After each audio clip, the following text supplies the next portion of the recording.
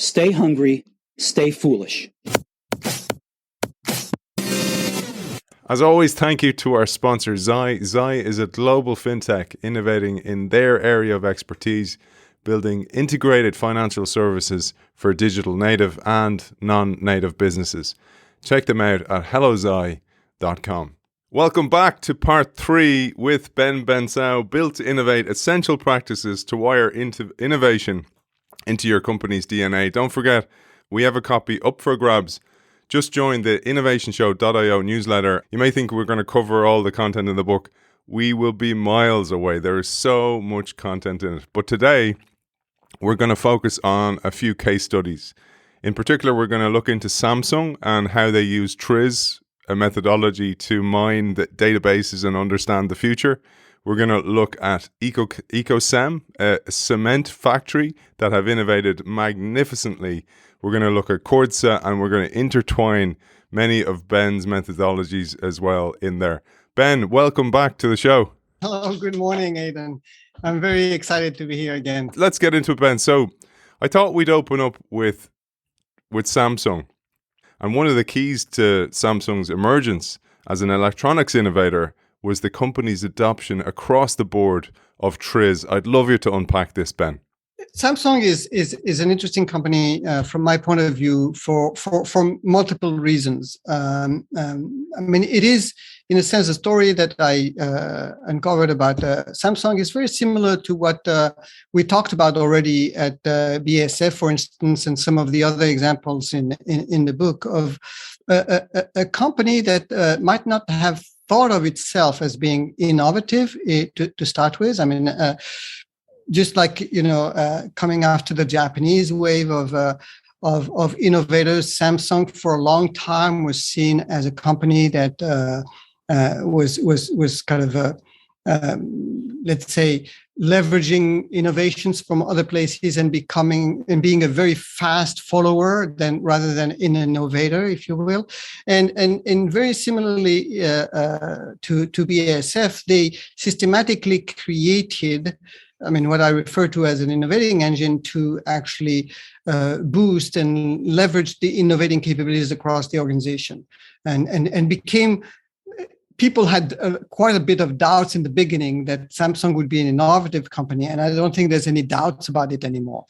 So one of the first initiatives they've done was to actually embrace TRIZ, which is a methodology which was developed from all places in the Soviet Union. I think this was kind of used in the development of the Sputnik. So this is a very engineering-based analytical, systematic approach to find conflicts in the design of a product, a physical product.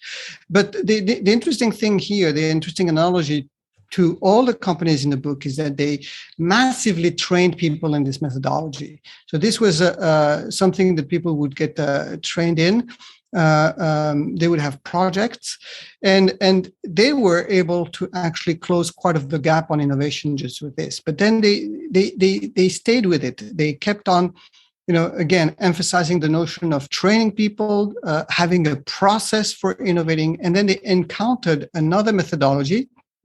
I mentioned, by the way, in the book very often that I'm not kind of dogmatic about methodology. There are many different methodologies that are extremely useful to help people think outside the box. So for engineering type of innovations, TRIZ was very powerful, and it kind of jump-started a little bit the innovating engine at Samsung. But the next step for them was when they discovered about blue ocean strategy.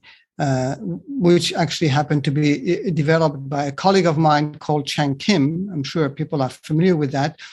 He definitely was involved in helping Samsung learn and internalize blue ocean strategy. Actually, it was even before blue ocean strategy was called blue ocean strategy. Before that, it was called value innovation from 1998. And what Samsung did is that they created what they call a VIP center. This is Value Innovation Project Center. This is I think it's a 7-story building in the suburbs of Seoul, where they have trained coaches, coaches who are trained, of course, in trees, in all sorts of innovation methodologies, including blue ocean strategy, and then teams of people from different business units would visit the center, be trained and coached, and they would not leave the center until they came out with some new ideas. So this is very similar in a sense conceptually to what we've seen, or what I describe in the book about the initiatives, let's say at Bayer, at BASF, at Corsa, trying to train a mass of people in a very systematic way in systematic methodologies. And that is the way that you kind of jumpstart the innovating engine. So after TRIZ, Samsung embraced blue ocean strategy, and again built a capability embedded in everybody. So people from marketing, from different departments would be going through this training and would be working at the VIP center. And again, what is really interesting, similar to BASF and others, these initiatives to jumpstart the innovating engine have a life of their own.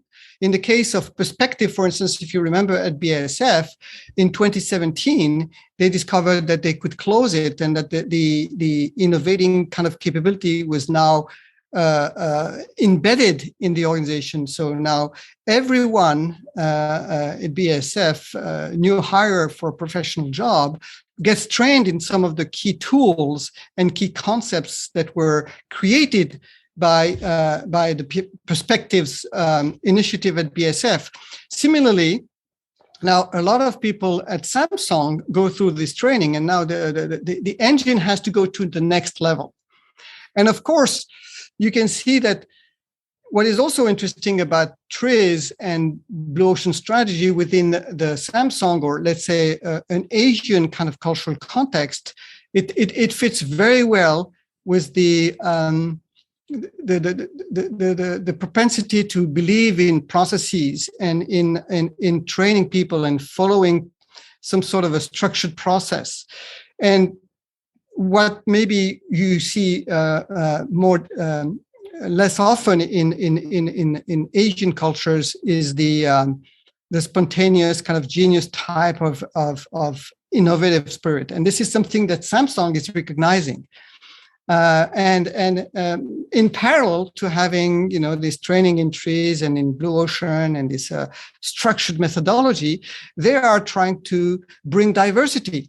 So they're taking their engine to another level, where they're starting to develop labs and research centers in foreign countries. They're starting to bring in foreigners into the company. So you can see what I'm trying to say is that this conversation I'm having about the innovation engine and how to build it, well, there are many ways to start.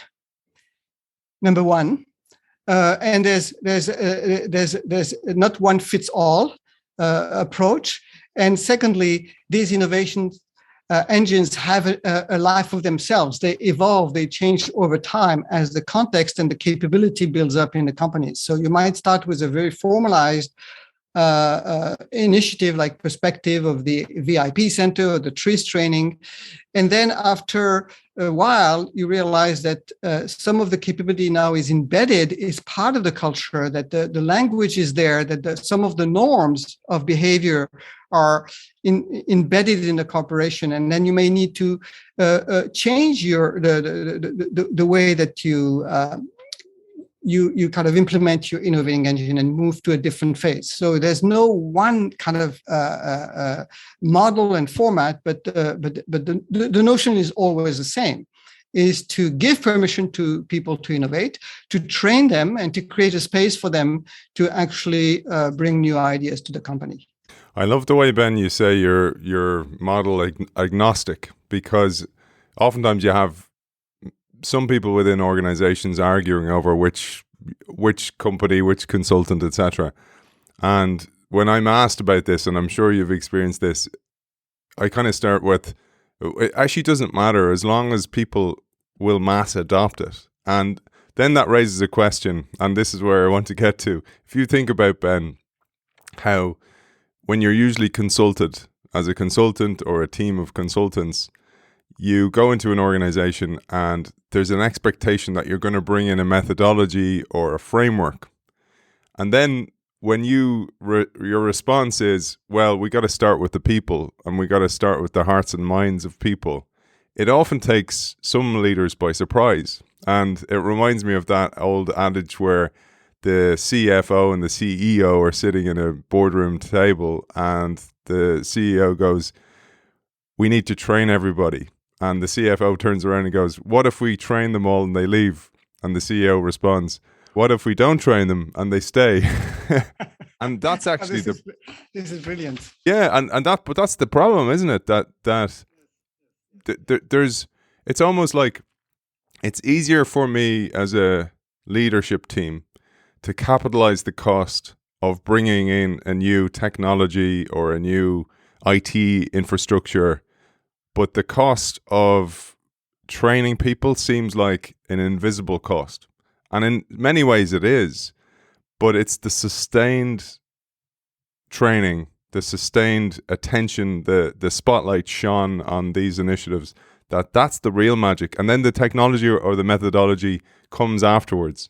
Yes, and I think that it's even more so for innovation, because as much I believe that anybody in the company has some creative potential. Just like when you ask people to do an execution task, I mean, they have to learn how to do it. You cannot improvise. I mean, we know we have a few geniuses in the company, but most people need to be maybe kind of given a few tools, a little bit of an introduction about how to innovate. And you're totally right. I'm not dogmatic at all about the which methodology you use. As a matter of fact, I almost feel the opposite, is that you there's a diminishing return to any kind of methodology you use, because at some point, when you use a certain methodology, it becomes a blinder. I mean, you're missing the dead. I mean, in French we say l'angle mort, the dead angle in the car. Lovely. When you look in the mirror, there's a blind spot. Blind spot in English, you say the blind spot. Every methodology has a blind spot. But what is important, what is good about a methodology, is that every methodology has an implicit theory, has an implicit view of the world. And this is this mindset that is important. Whether you use design thinking or you use traditional marketing research or you use blue ocean strategy, they have some sort of a mindset implicit in it. And that is what people need to have. So I would not kind of, take any methodology away. I would think mostly about what is the implicit theory that it is providing, and does it do the work? Does it get people to think from the customer, for instance, or does it help people think outside of the box? And if it does, then the real mechanics of it is not really the issue. And as I said, learning a trick and overdoing it has its own kind of diminishing returns. So I would say sometimes it's good to learn a new methodology, because it will take care maybe of one of the blind spots you might have. The other very important thing about the methodology is that it becomes a language. Every methodology or tool has a set of actual tools, and that becomes the language that becomes a shared language where people can talk to each other. And you just mentioned the tool, and people know immediately what you're talking about. They already have internalized the mindset. They understand because for me, the tools, the way I describe it often, is that a tool, it reminds me of what pilots do before the taking off the plane, is that they go through a checklist. So for me, that's what a tool is. It's just a checklist of which questions to ask and in which order. And that structures the mind, that helps structure the mind. So I think what you have to watch for is, what is the implicit theory or the mindset behind the methodology? Is it fitting the task, what you're trying to do? If it does, then, try to mix and match, and you might get people to see something different using different methodologies.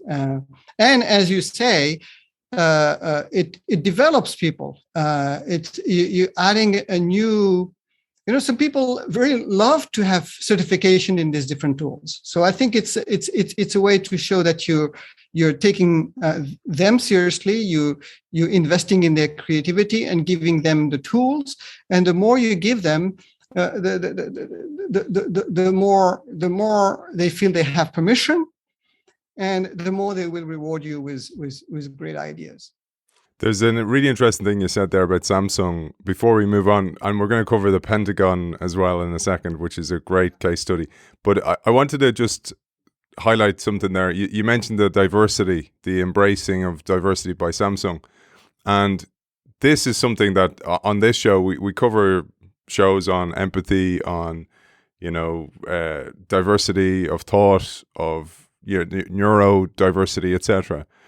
And it's for that very reason that when you embrace that, the magic happens, because as the great adage goes in innovation, innovation happens at the intersections of different people, of different minds, of different departments, of you with your customer, as you've proven in your book.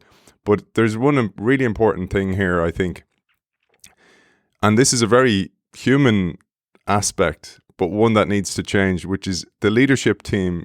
Because you mentioned the common language, and sometimes the leadership team or the managers, the middle managers of an organization, like to have their own language because it makes them feel somewhat superior in the old hierarchy of things.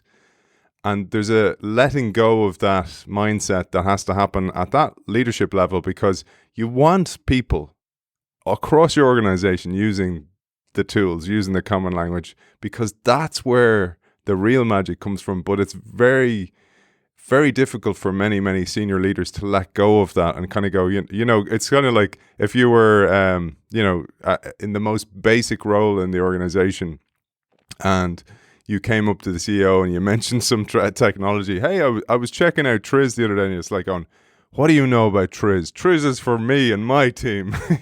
There's a little bit of that still there, a thread of that. And that's where humility becomes a new smart. You have to have that humility and actually speak the same language.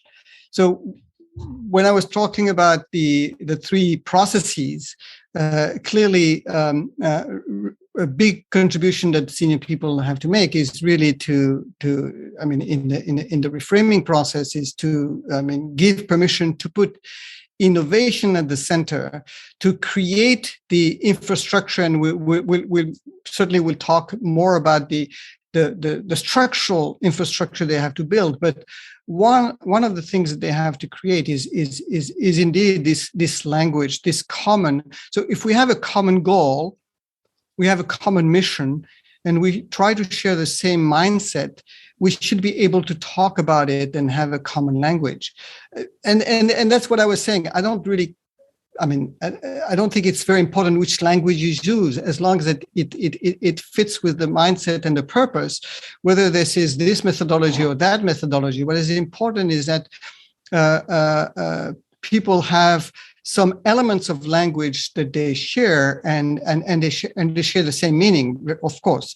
And one thing that is actually a common pattern in many of the companies that are featured in the book, as you might have mentioned, quite a few of them I actually worked with them, and the process has been very similar. And this is something that now I do with most of the organizations I work with, is to say, well, if you want to build the innovating engine, if you want to go through this transformation of the culture to become more of an innovative culture, then the first people who have to hear the story are the senior people.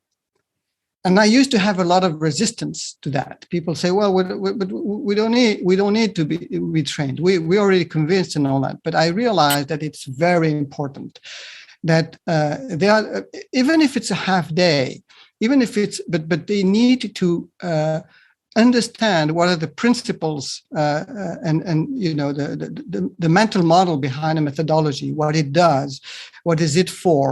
And they need to understand some of the logic of the methodology and even some of the specific tools without them having to use them.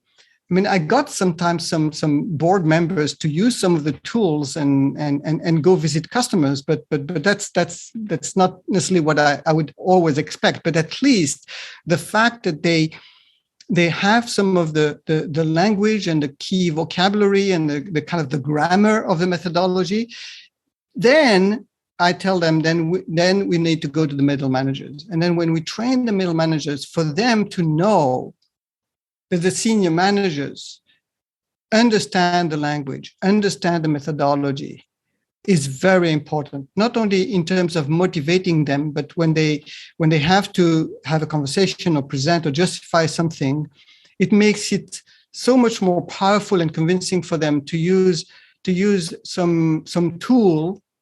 And very often, I mean, we might talk about chapter 10 at some point, but some of the tools that I like are very often very simple tools, very visual and very intuitive. So we're not talking about, TRIZ. TRIZ is quite elaborate, is quite sophisticated.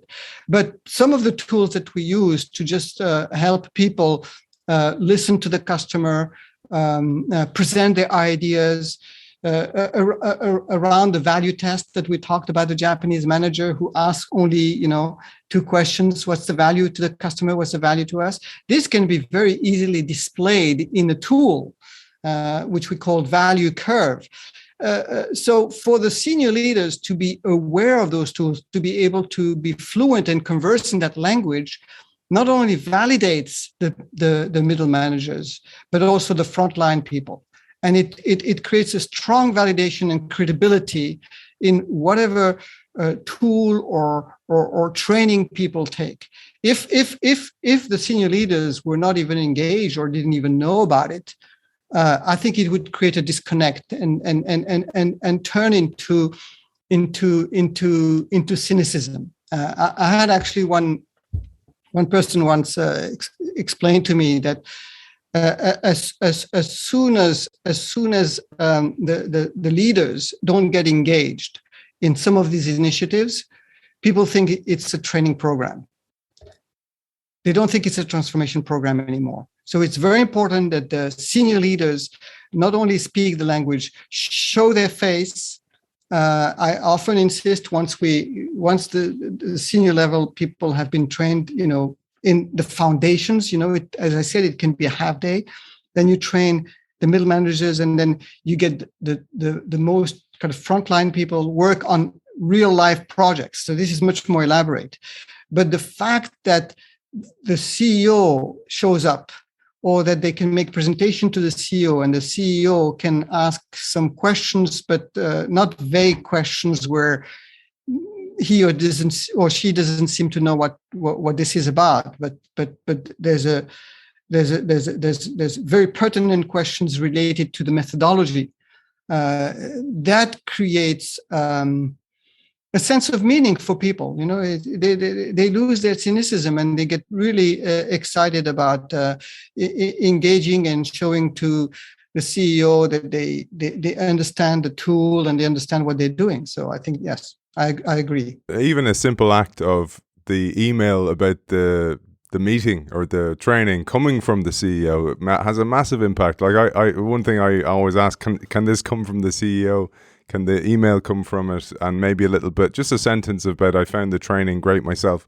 Because I don't know about you, but what I find is oftentimes if you start with a department in the organization, they'll say something like, oh, the leadership team need to have this training, or can my manager get this training? And you kind of got, and if you can answer, they already have, that's a great win, but oftentimes it's not the case.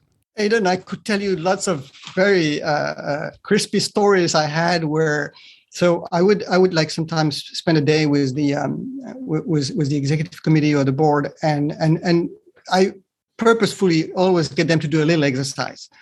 And it's a very simple exercise people can do with a tool or without a tool, but I usually use a tool. And it's a very simple question. It's the first question that Mr. Iwashita is thinking, what value are we creating for the customer? So I actually get the board or the executive committee to make a list of what they think the company is adding value to the customer. And I keep it. And then I have the next layer people do the same exercise. And of course, with the permission of the senior people, I show that to people. This is what you came up with. Let me show you what your executive committee came up with. And that's very powerful. I mean, just to kind of, and you can see it works in any way, in either way. If there are commonalities, people feel really proud that they actually have the same kind of thinking as the executive committee. They feel that they are creating, they agree on what value the company is creating for their customers. And if there are, some discrepancies, then it's a very interesting conversation.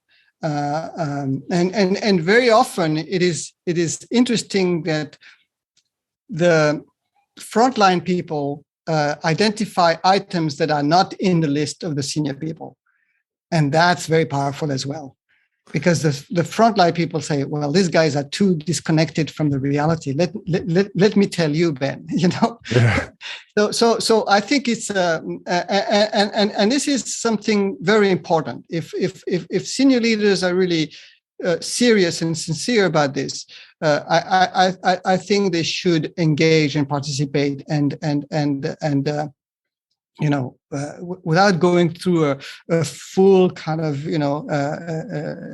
complex training, have a sense of what the methodology is about, what are we talking about, and be able to have a conversation with their people, to challenge their people, and cover a little bit what would they come up with. So I think it's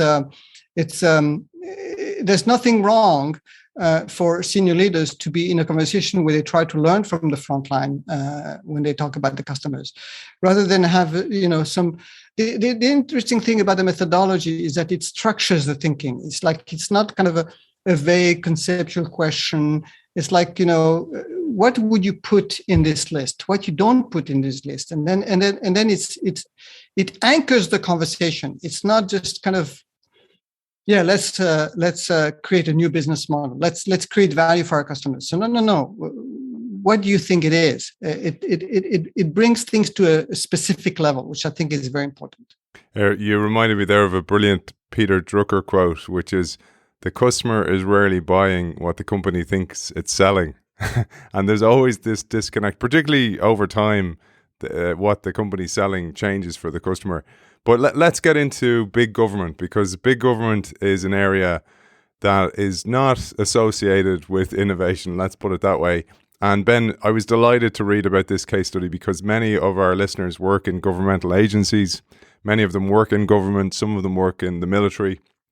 And oftentimes the mindset is very closed towards innovation. And there's almost the self-talk, if you want to call it that, about working in an organization like that is, things around here will never change. You know what it's like around here.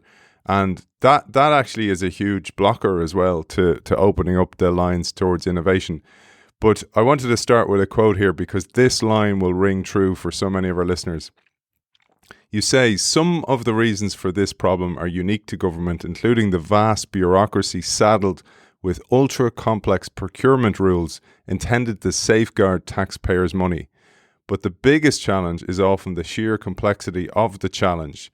You offer the example here of the Pentagon, developing the kinds of equipment troops need to survive and win battles in the world's most inhospitable places." I thought this is a great case study. So Ben, over to you. Yes, I'm glad you want to highlight the Pentagon's case study. I tried to on purpose to show that what I'm talking about applies to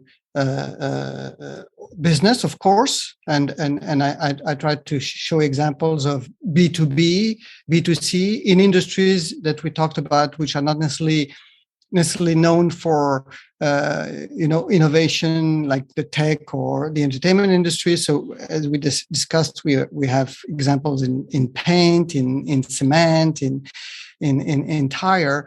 But I also wanted to show that this also applies, and the tools and the methodology and thinking applies to non-governmental government agencies, but also non-governmental agencies and non-profits. So, I mean, I have the example from the Pentagon. I have an example from YMCA, from a charity organization called Charity Water, to show that every type of organization has the same challenge of execution, but at the same time innovating, and what can we learn from those? So the story of the Pentagon is an interesting one, and I like it because people can relate to the challenge of the designers, if you will. So of course the Pentagon, very hierarchical. Their customers, I mean, if we can call them, are the soldiers in the field, and they have to help them, do their job, protect them, and they have lots of scientists and researchers developing products for them. And we always start with the customer and be in the life of the customer. Try to understand the job to be done by your customer. So how close can you be to actually be in the battlefield with your customer soldiers? So this is where the Pentagon had this very interesting initiative called Operation Tech Warrior. So this is, I think, is the Air Force, I think, that has a lab where I think it's White University, I think it's where the lab is. And this is a lab where they can simulate all sorts of hazardous and dangerous war games. So what they created is this operation by which they can bring teams of engineers and scientists from their suppliers. They bring them together. They give them the appropriate training for 2 weeks, and then they make them join a squadron, and they actually go in the field with the soldiers in kind of almost a real life situation with live ammunitions, and they can actually test the products that they're developing for the Pentagon as they are being used in the field. So I think this is a very interesting example of how we talked a bit about it before. How do you close the gap between the innovators and the customer? Because the challenge in the end is that innovation starts with the customer, and it is important to understand what the customer is trying to do.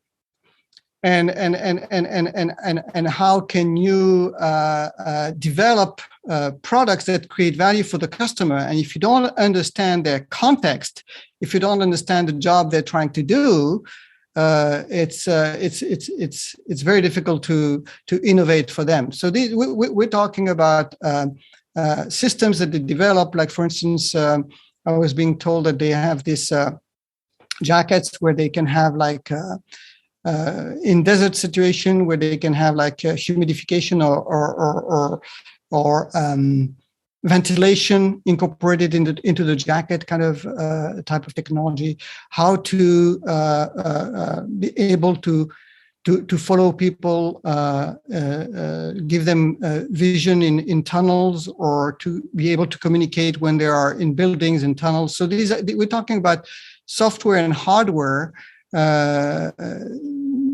that this suppliers develop. So I think again, this is kind of trying to show that government agencies can innovate and in their own way embrace the same kind of approach of being close to the customer, all the way to the point of providing people with military training to be able to go in the field to test how their products operate or don't operate as they develop solutions for the Pentagon. I have an expert that I used to illustrate this, Ben. I pulled it from the book.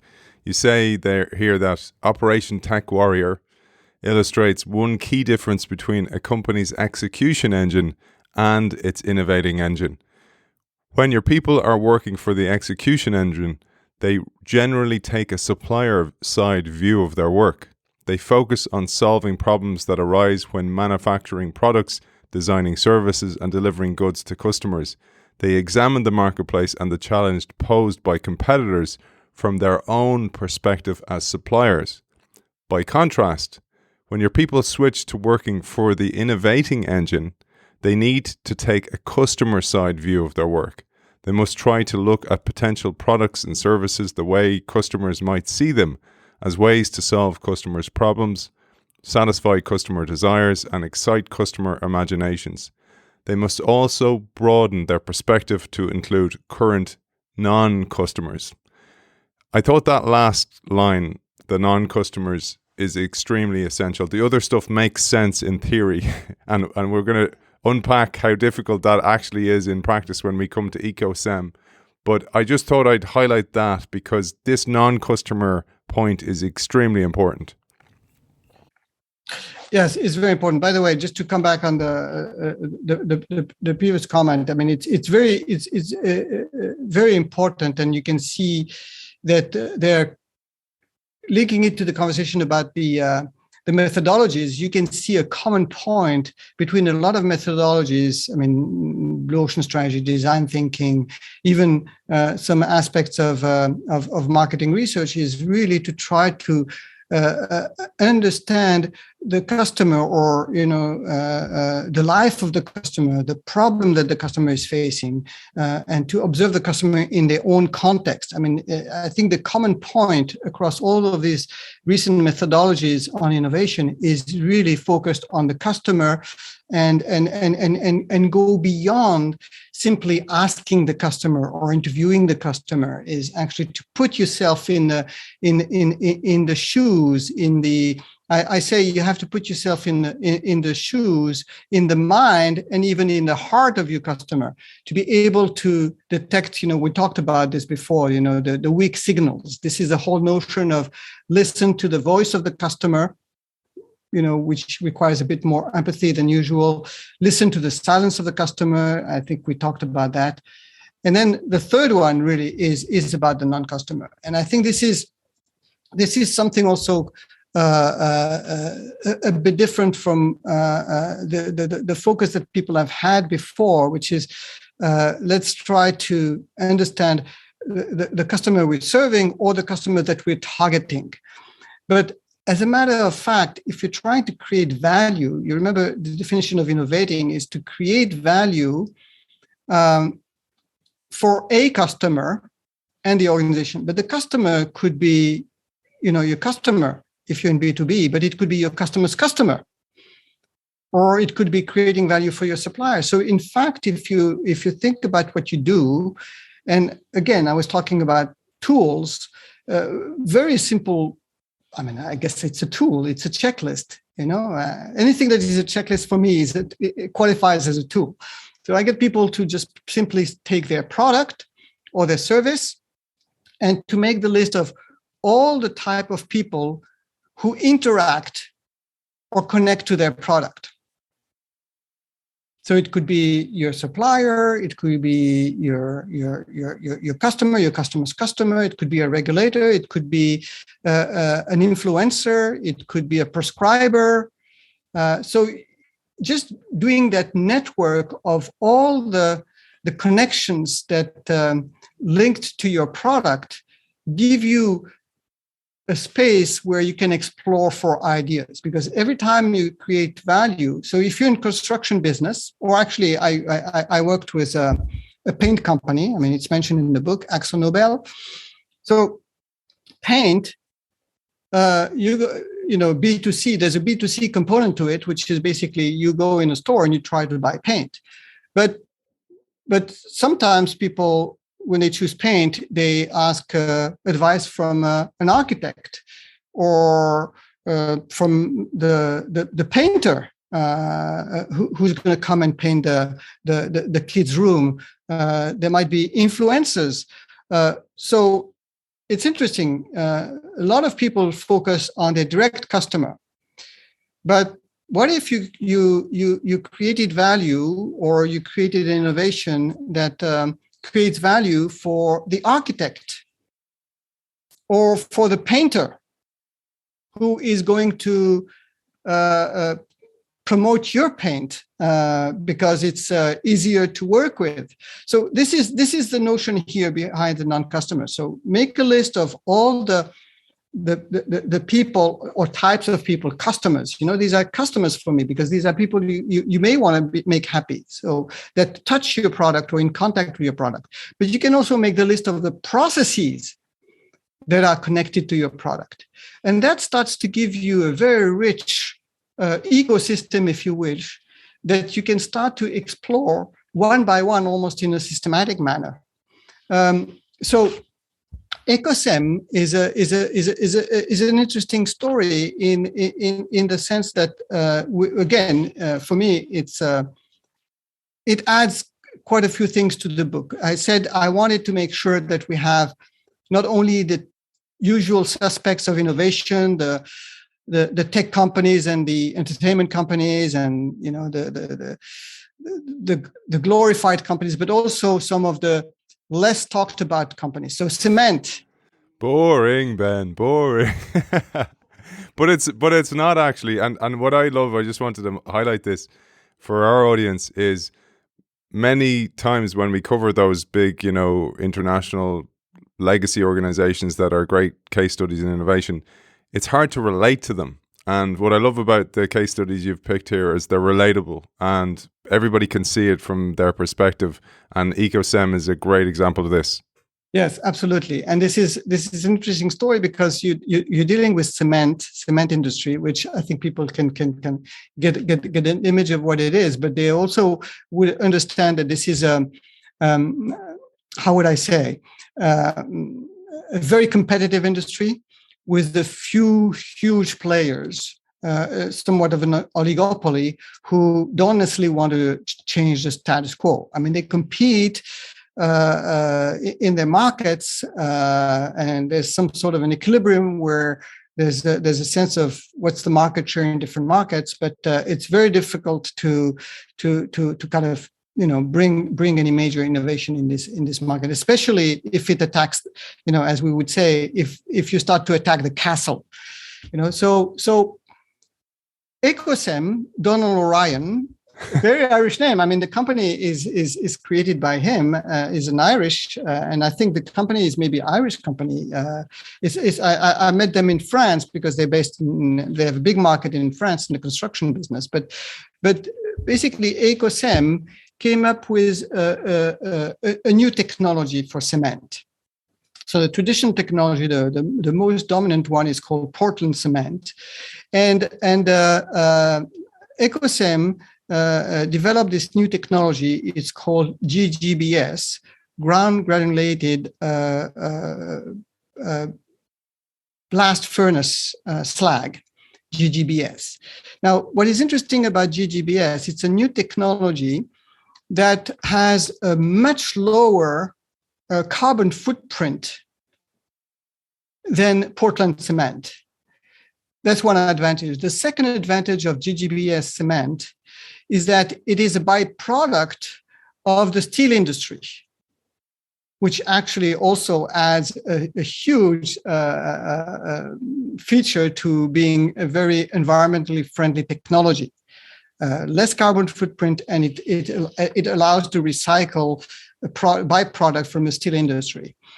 And of course, when they try to enter the market, that kind of was not received well by the competitors, which would require investments in retooling, even though everybody, by the way, everybody is paying lip service to the environmental drive and making efforts to help reduce footprint and all that. But when it comes to change the product, or make changes to the factories, change the technology, is something that of course the big players kind of resisted. And we do that ourselves, Ben. I always think that we do that ourselves. Like, fair trade's important to me, that the farmer gets fairly paid, and then you're going to go, but you got to pay a little bit more. And really, very few of us put our money where our mouth is on that. And there's a quote here just on that, because I found that really important. You say, rather than search for new formulas and processes that might disrupt their successful businesses, cement industry leaders have delayed responding to the climate change problem. They've generally assumed that someday they will have to invest billions in a long-term solution such as carbon capture and storage, which is likely to be imposed on the industry as a whole by government action. So it's imposed upon them rather than them being proactive about it. And then another thing you say here is it's tough to convince customers to buy a new, unfamiliar product. And that's a key point. Even one that promises to solve a problem that customers themselves are well aware of. When the big incumbent businesses that dominate the industry all poo-poo your new offering, therein lies the challenge. That's exactly the crux of the story. And this is why focusing on non-customers can help. So you can see this is a situation where the dominant players don't welcome this new technology. And like you say, like you read, they're kind of waiting until they get the government pressure and they can't get away with it anymore. Then they might make some investments to change things, but in the meantime, they don't want necessarily this technology to grow and take market share from them. So they have a tendency to, the CEO told us, they poo-poo his products with the customers, but basically they basically criticize the product. They don't support it when they deal with the big construction companies and the big developers. And of course, the customers they listen to their big suppliers, and it's been tough sell for him to go to the customers. And then he realized there was almost no way he could convince the customers. So what he started to understand is that maybe working with the regulators could help. And he discovered, for instance, that the regulators were not necessarily well aware of this new technology. So he spent, again, I think it took him almost 4 years painstakingly, to educate the regulators, to kind of show them that this is a technology. And of course, this is technology that will create value for the regulators, because they're really trying to make sure that the industry becomes more sustainable and more friendly to the environment. And so he spent a lot of time educating the regulators, convincing the regulators to bring in experts in their committees and the commissions to decide on regulation. And after a long investment in that and focusing, on the non-customer, that's what I mean by non-customer. These are not people they're trying to sell products to, but these are people who are going to open up the market for them. And then at some point, they managed to get some committees, regulatory committees in France, to actually recognize GGBS technology as a high quality substitute for Portland cement. And that basically opened the valve. And then they started to have customers come and inquire about their solution. And of course, once they're here and it's accepted by the regulators, that opens the market. And then, people can read, they went even beyond the typical, markets, and they start to help ports to, get land from the water, and they develop new applications for cement that did not exist before. the key for me here is this notion that many people, when they think about innovation and the customer, I'm still saying that innovation starts with the customer, but in the definition of the customer, it's usually your traditional buyer. But if you open your mind, your imagination to think that the customer can be, as I said before, internal or external. I mean, it could be your internal people as well. You can innovate in HR. But even outside, if you think about other people than your traditional customer, is very important. Either not necessarily selling to them; they're not selling cement to the regulators. We understand that, right? So another kind of less dramatic example for me is like when Fiskars, people know the Finnish company in cutting tools and tableware. When they try to understand and innovate their cutting tools, for instance, for tableware, for instance, of course they talk to people who are using their products in the kitchen, but they also go and engage with surgeons. Because also they have to do a cutting job. They're not customers of them, but they're learning from non-customers. Or when they're trying to develop some new axes or tools for gardening, of course they spend time to listen with empathy to the weekend gardeners and people who take care of their flowers at home. But they also go look at professional people like forestry workers or people who work with tractors. So they look at people who do the same job, but at a large scale, at a much higher frequency. And these are non-customers, but they learn a lot. So the non-customers, they can either become potential customers, or they can teach you something that customers cannot tell you. So they're a source of inspiration at any rate. It's back to that neurodiversity as well. They see the same thing from a different perspective, and that's so important. We probably have time for one more. We, again, overambitious, Ben. my apologies for going down rabbit holes. I'm terrible at it. So from cement to paint, and for many, the expression, it's as boring as watching paint dry, will not apply to this company, because you highlight throughout the book a growing willingness of businesses to collaborate closely with other companies on innovating projects.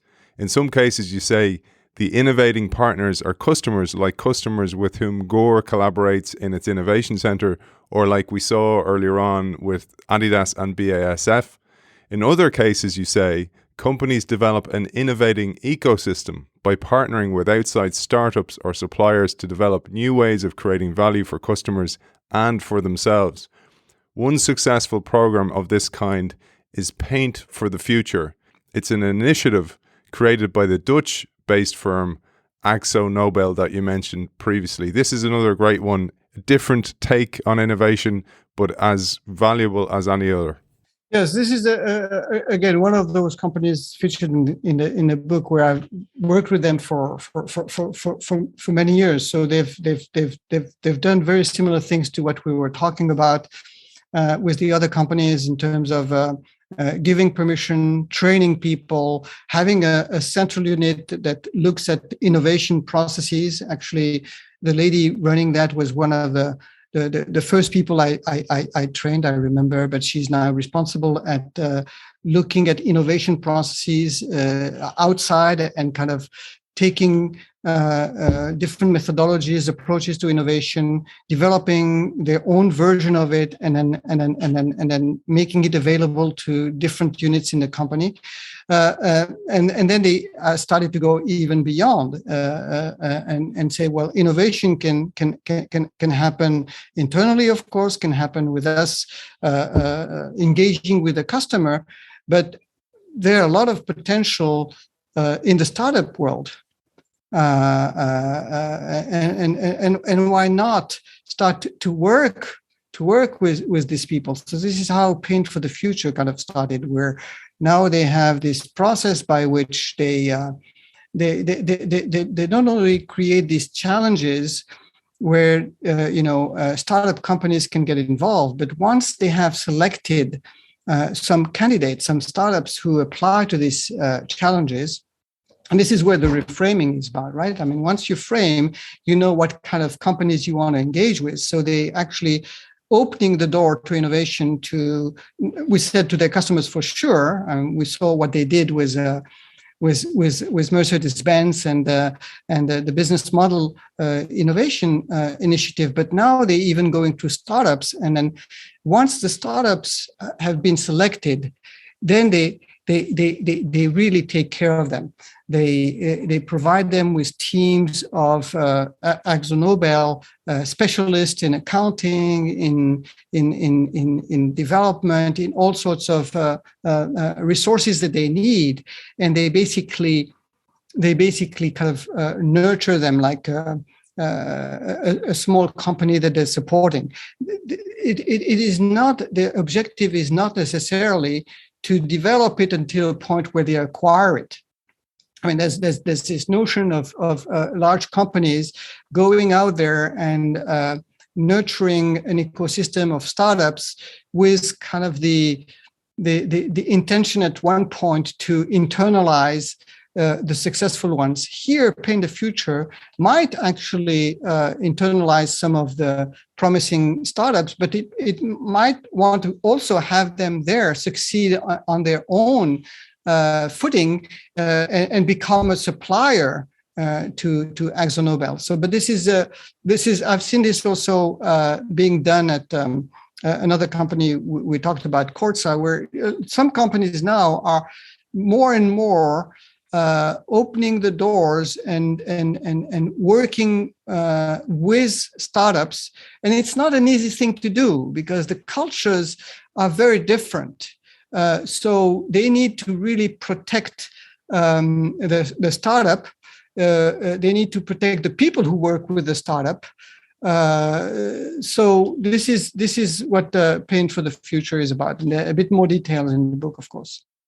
You share the example of a company you've worked with for a very long time, Corsa. It's part of the Sabancı Group, a giant Turkish industrial conglomerate.